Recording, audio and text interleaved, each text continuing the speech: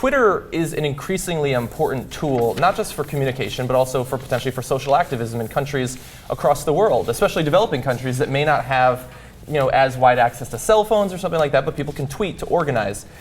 So any attempt to employ censorship on Twitter is going to be something that's important, and we have a case of that actually. For the first time, Twitter has blocked an account because the government has requested it.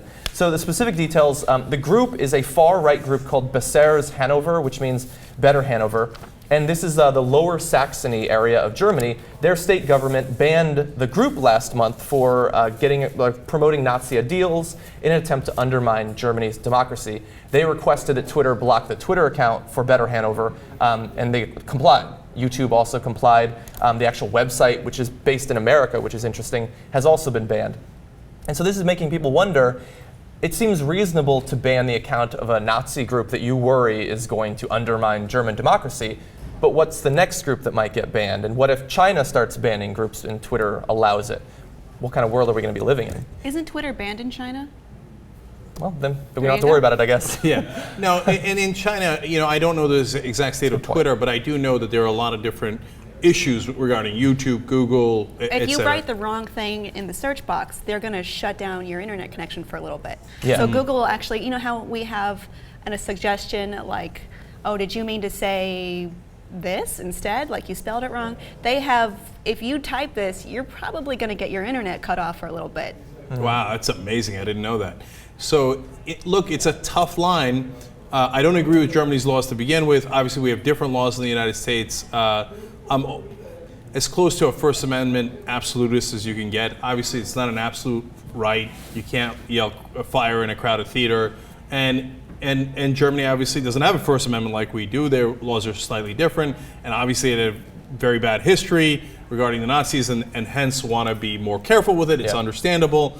But yeah, how does YouTube or Twitter or Facebook make the call as to a legitimate request from a government like Germany and an illegitimate request, whether it's China or Syria or any other government that wants to shut down opposition? Or the United States. Oh yeah, definitely. I mean, we would love to censor quite a few important journalists or quasi-journalists around the world. I mean, and our assault on WikiLeaks has been significant, shutting down their banking opportunities online, etc. And that's hurt WikiLeaks really, really bad. And our request has been totally and completely illegitimate.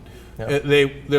They reveal things about the government in a democracy that the voters should know. So the government hates that and wants to destroy WikiLeaks because of it.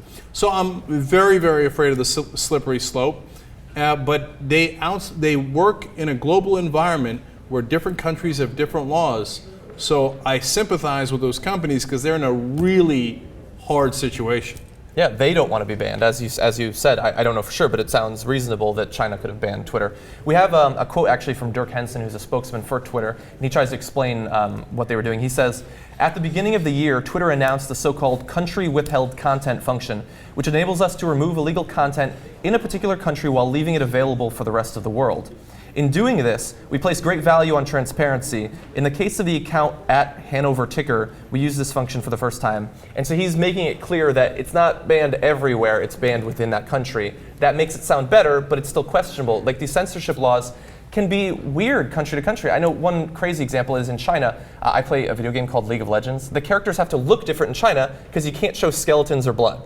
So this is a silly example, but I like the internet being open and free across the world. That's what's supposed to be so great about the internet. I don't like the idea that media companies can shut down sites because somebody posted a video of a Lady Gaga song or something like that. And I don't like these groups being shut down on Twitter. I think that we should ignore the groups if we don't approve of them or organize against them.